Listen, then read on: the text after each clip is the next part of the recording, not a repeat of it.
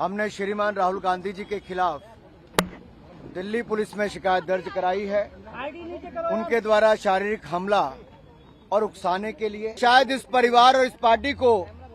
अपने आप को कानून से ऊपर मानने की एक आदत सी पड़ गई है। उस धक्के में जहां एक और मुकेश राजपूत जी सिर के बल गिरे, उनको सिर के पीछे चोट लगी, वहीं पे पूर्व मंत्री और सांसद प्रताप सारंगी जी के आगे सिर फट गया है। अब सुनने में आया कि उनको एमआरआई वगैरह करवाने के लिए लेकर गए। राहुल जी की वो अहंकार, वो अत्याचार करने के बाद भी उनका अहंकार कम नहीं हुआ, और ये अहंकार इतना था कि एक सांसद को जो सिर पर गंभीर चोट लगी, खून निकल रहा था, उनका हाल भी नहीं पूछा और अपनी अकड़ में वहां से चले गए। उनकी बॉडी लैंग्वेज दिखाती है कि वो अपने आप को इस देश के कानून से ऊपर समझती है। हमने श्रीमान राहुल गांधी जी के खिलाफ दिल्ली पुलिस में शिकायत दर्ज कराई है। उनके द्वारा शारीरिक हमला और उकसाने के लिए,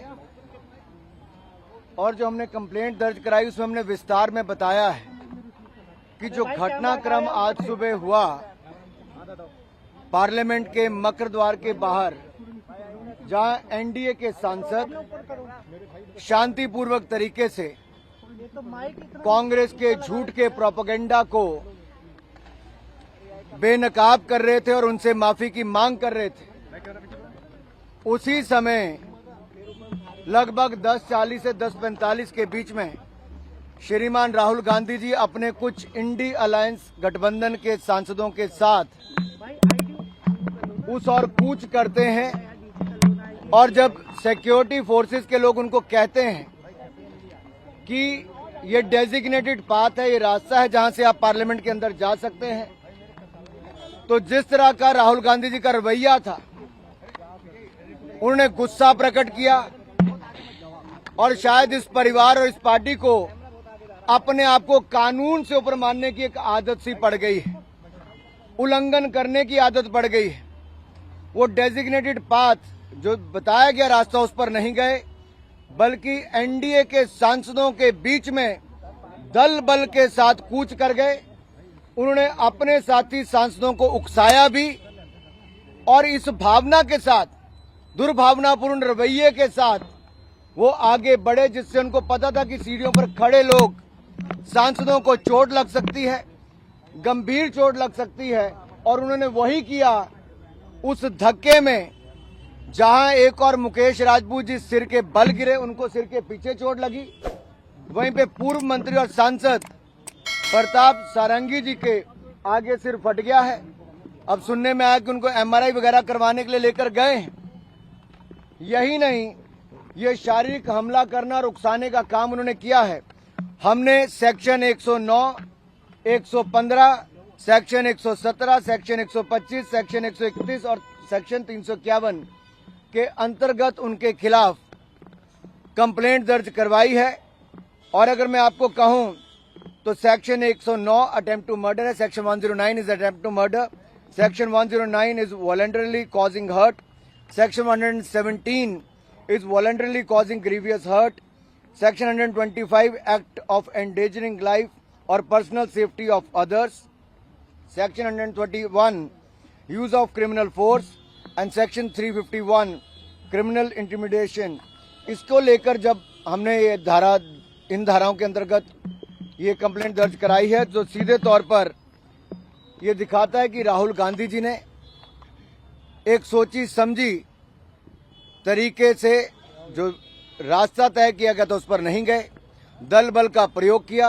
अपने साथी सांसदों को उकसाया, और जिसके कारण गंभीर चोटें 2 सांसदों को लगी है। और जिस तरह का दुर्व्यवहार उन्होंने किया, एक महिला सांसद जो नागालैंड से आती है, अनुसूचित जनजाति से हैं, प्रण कौनियाक जी, उन्होंने राज्यसभा के चेयरमैन के सामने भी जो अपनी बात रखी है, वो राहुल गांधी जी के महिलाओं के प्रति रवैये को लेकर भी दिखाता है। और अगर आप उसके बाद देखिए, जब डॉक्टर हेमांग जोशी जी, जो हमारे वडोदरा के सांसद हैं, जिन्होंने कंप्लेंट दर्ज कराई, ये राहुल गांधी जी को प्रोटेस्ट के दौरान जब लाए भी कि आइए आपके